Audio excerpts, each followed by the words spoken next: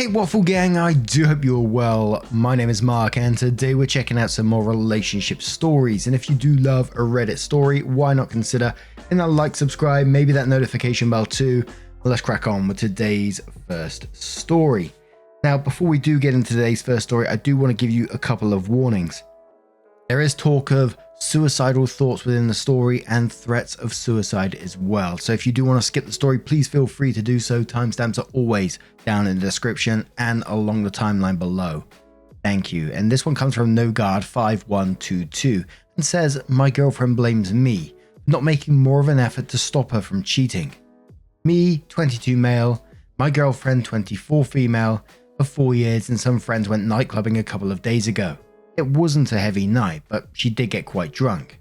About halfway through the night, she came up to me outside, after disappearing off for a while, holding hands with an older man, and stated she was going to the toilet with him. They both come back about 5 minutes later, but she ignored all my attempts to get her to come with me. They both had their phones out like they were exchanging numbers, and she just completely refused to come home with me. When I finally got her attention, I told her to go away, and I went home alone.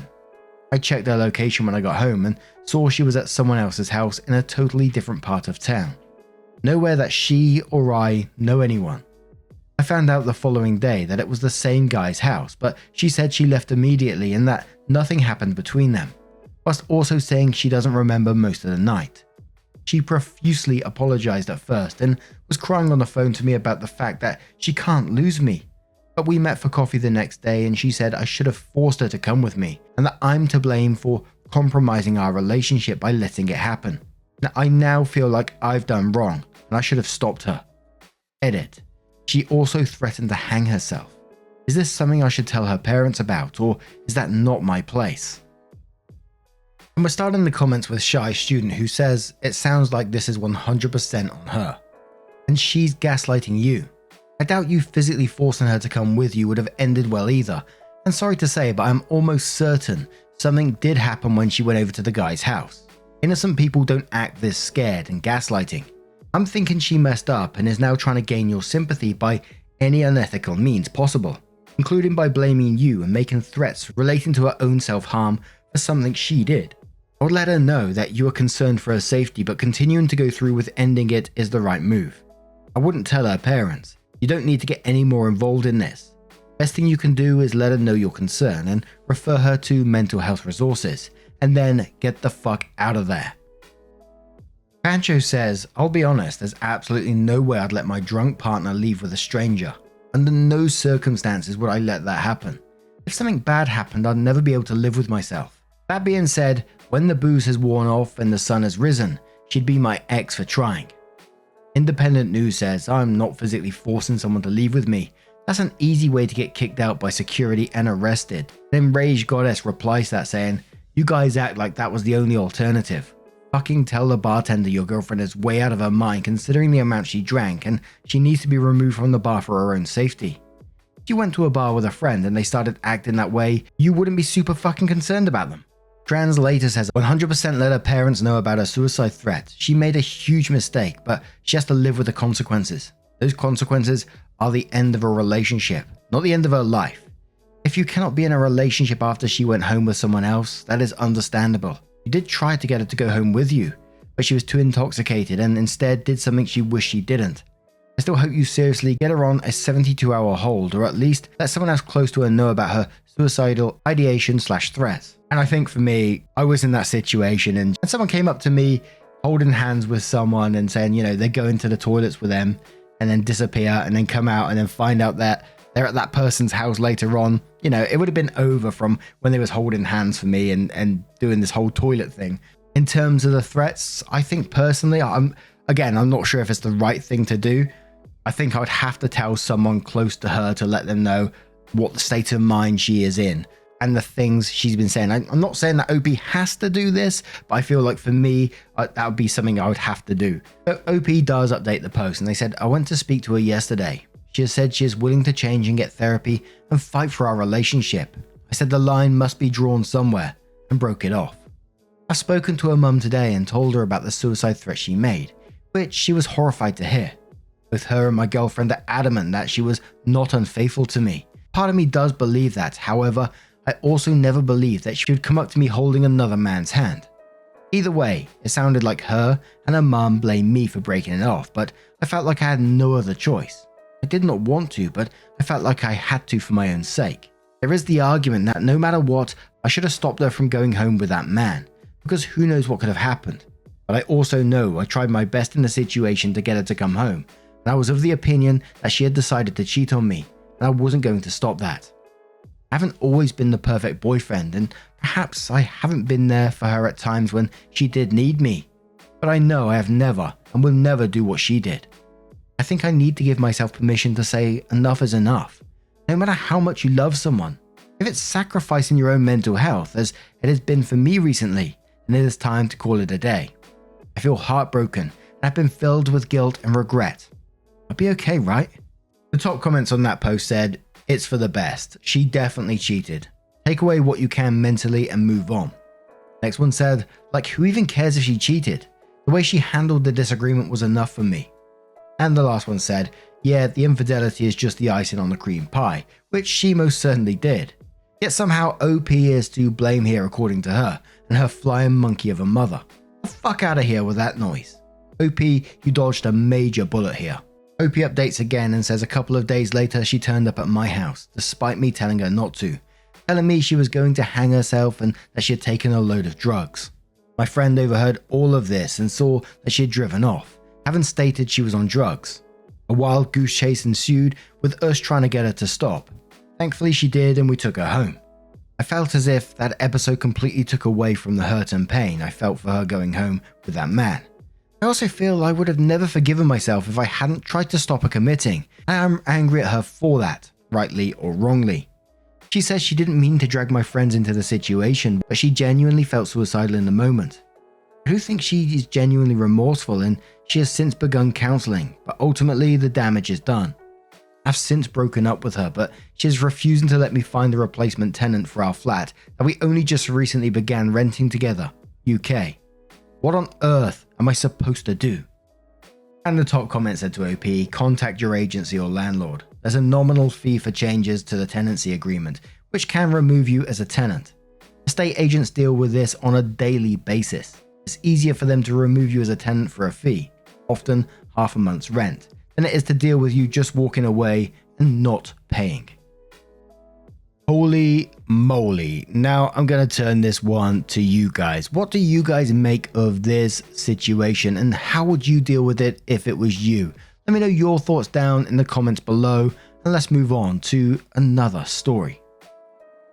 And this one comes from the Am I the Arsehole subreddit. Does come with an update as well, titled "Am I the Arsehole throwing my kids' clothes onto the floor when they don't fold their clothes neatly?" So I've always been kind of a neat freak, mum, the entire time my kids have been alive. I always expect their rooms to be clean, and I check their drawers, closets, storage bins to make sure they don't just shove stuff in there to make the room appear clean. The kids, 16, 13, 9 and 6, are all responsible for putting away their laundry. My oldest two are responsible for folding their own clothes, which bothers me because my 13-year-old folds his clothes in a way that bothers me. He rolls them up instead of properly folding them. Ever since the kids have been home and have more free time, I am more strict about the way they put away their clothes. I expect their clothes to be folded a certain way and organized in a certain way in their drawers. I read from a mummy blogger a few years ago that when her kids' drawers weren't organized, she would make a mess for them to organize the right way. I considered it for a few years, but now that the kids are old enough, I think it's the way to go for us. I haven't had to do this until yesterday. I walked into my 16-year-old's room while she was FaceTiming her boyfriend and saw a basket of laundry that needed to be folded, and out of curiosity opened her drawers and saw that she had shoved her clothes in there. I started making a mess and she screamed, "Mum, why?" And I told her she knew why. After that, I walked out of her room. She explained to her boyfriend what I did, and he says, "Your mum's fucking crazy, bruh." I peeked my head into her room, gave her a look, and she ends the call with him and breaks down crying. I told my husband what happened, and he told me, "I knew you said you were going to do that, but I didn't know you would actually follow through." This morning I woke up to a note on my daughter's door saying, "Until mum can get mental help, I'm staying with Aunt," my sister's name. I text her and no response. I tried contacting my sister, who said she had no plans to return until I get mental help and stop being such a controlling bitch. My husband, sister, and mum are all against me in this, which hurts. I don't think it harmed my daughter. It benefits her and helps her stay organized. A user says, "You're the arsehole. You know who acts like this? Marine Corps drill instructors. Why? To mentally fuck with recruits. This is not okay within the family unit. It's insane that you think it's okay to control how your kids fold their clothes in their drawers." Don't Run Red says, "You're the arsehole. You shouldn't even be in your older two children's rooms much, let alone going through their drawers. Plus, just because they do it differently than you doesn't make the way they put away clothes incorrect. What you did was take objectively clean clothes and put them on a dirty floor. Your oldest girl was right to go to the aunt for a cooling off period with you. She's in safe hands. For what it's worth, you have to give your teens some level of independence now for them to be functional adults later, or for them to want any relationship with you. Kids that are micromanaged, from what I've seen, really go a bit too wild in college, and that not. So if you're trying to make everything backfire later, by all means continue being controlling to this unreasonable degree. I just wanted Guacamole says, "You're the arsehole for sure. It's their space, and to be honest, I don't see how their drawers being organized bothers you at all. So what if they just shove clothes in there? It's their loss for being unorganized, but just let it go. I can sort of understand wanting a clean room, but really, going into their space and making a mess? Especially while she's on the phone with her boyfriend. How embarrassing." And one more comment from J Crow, who says, "Yeah, I'd say you're the arsehole. To start, she's almost an adult.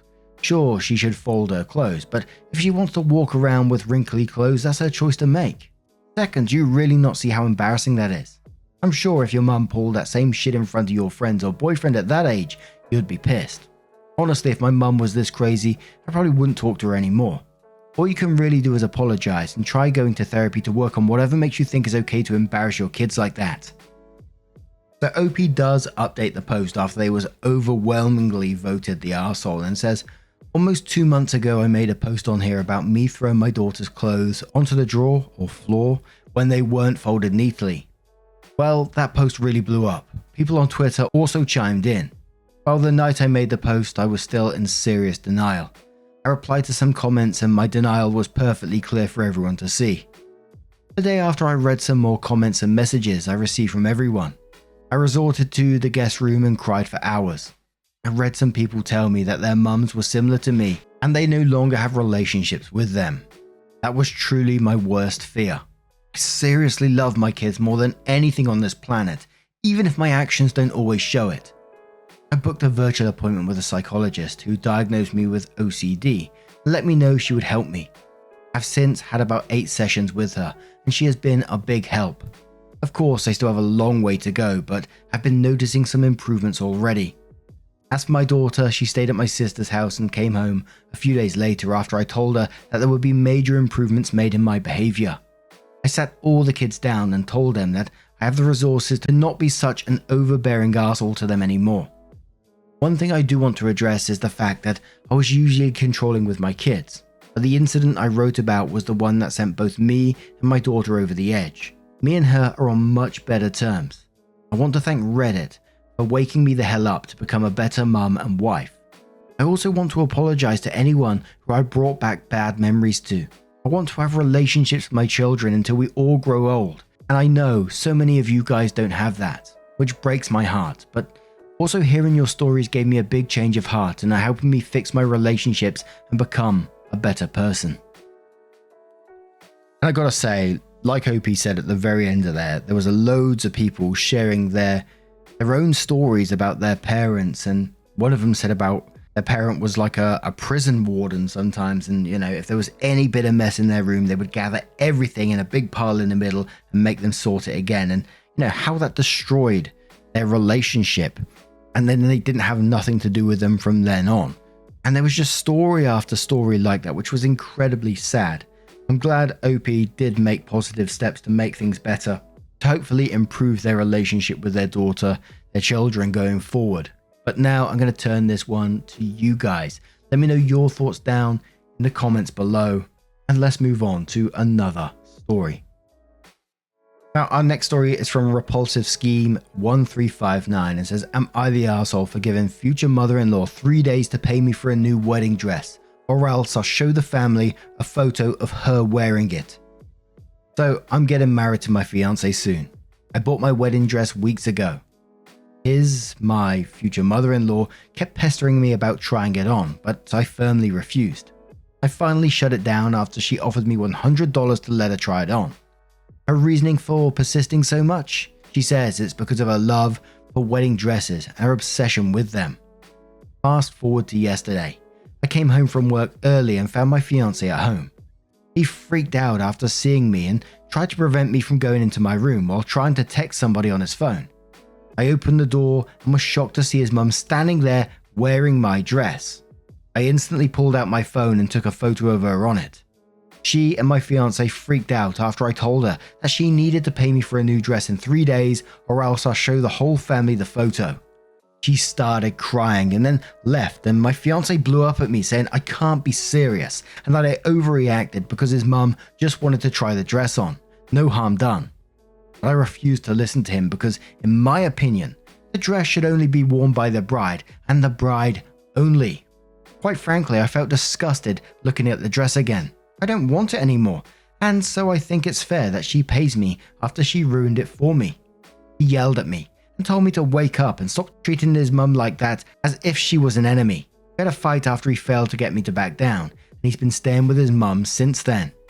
I felt awful, but I spent $3,000 on this dress and worked hard to get it. I can't stand looking at it, but people in the family think I'm escalating things and risking my relationship with not only future mother-in-law, but my fiance as well. Am I the arsehole? And there is like a mini update on this post as well. Now, I think this is going to go down the path because I certainly feel this way in this. Like, from all the stories we covered, it's like you haven't got just a future mother-in-law problem here. You've also got a fiance problem. He's willing to back his mother up all the way here. He's willing to berate you after what she did, trying on your wedding dress. He allowed her to try on that wedding dress. And now he continues to defend her actions. Moose Live says, "Not the arsehole, but are you sure you want to marry this guy? He stood guard outside your bedroom so that his mother could try on your wedding dress. Do you think he will ever stand up for you against her?" A Terrible Friend says, "Not the arsehole, but the problem isn't just your future mother-in-law, it's your fiance. He let her in. He was going to lie and hide from you that she tried it on. He's defending her actions. He disrespected your belongings. He didn't care about your feelings and still doesn't. He has shown he doesn't care about your boundaries. He decided his mother wants to try it on and is more important than your feelings, and that won't go away when you're married.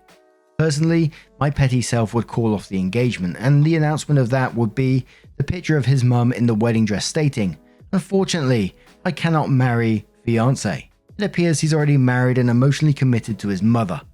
At the bare minimum, you should postpone until he can respect your boundaries." Connect Yam says he knowingly went behind your back to help his mum try on your dress. He knew it was wrong. He knew you would be upset, and yet he did it anyway. Then he doubled down and defended his mother when you caught them. You don't have a mother-in-law problem, you have a husband problem. Do not marry this man without addressing and resolving this issue. It will literally only get worse from here. Not the arsehole. Review OK says, 1. Fiance betrayed your trust. 2. Future mother-in-law did something she knew would upset you. 3. Your fiance yelled at you. 4. Look, you may be being slightly unreasonable with replacing the dress, but why the fuck would you still go through with the wedding is beyond me. 5. Neither of them care about you and what you think and feel. 6. Little bit of everyone sucking, but on balance, not the arsehole. And as I said, there was a little paragraph update on there which said, "Oh my god, this blew up," and so I thought I'd add some updates. My fiance called and offered to pay for the dress himself so we can end the conflict, but he wants me to hand him my phone so he can delete the photo himself. Swear that I don't have any copies to use against his mum later. Apologize to his mum. And lastly, he asked that I quit his family group chat and log out of Facebook for at least a month. I haven't responded yet. P.S. He called with his offer/conditions hours ago, but I didn't want to include this in the post, but now I did. Also, I'm not sure if I'll agree because I don't want him to pay for it. I want his mum, the one who wore it, to pay for it. Not being vicious, but trying to hold her accountable. what was that update? He wants to pay for it to end the conflict, but then wants you to hand your phone over so he can delete it, and then swear that you don't have any other copies of this photo, apologize to his mum, and then quit the family group chat and log out of Facebook for at least a month. Like you've done anything wrong here. And one of the biggest concerns for me is how she's not looking at her fiance in the one that's being shitty here as well. I mean, look at what he's asking you to do. And all I can ask in the end is, why would you want to be a part of that shit? Holy moly. But now I'm going to turn this one to you guys. What do you guys make of this situation? Let me know your thoughts down in the comments below. And just a huge thank you from the bottom of my heart for joining me today, for getting involved in the stories. Your love, your support, your time always means the absolute world to me. So thank you so much for being involved. Truly, it's absolutely amazing. You're amazing. And I will see you in the next one. Take care and much love.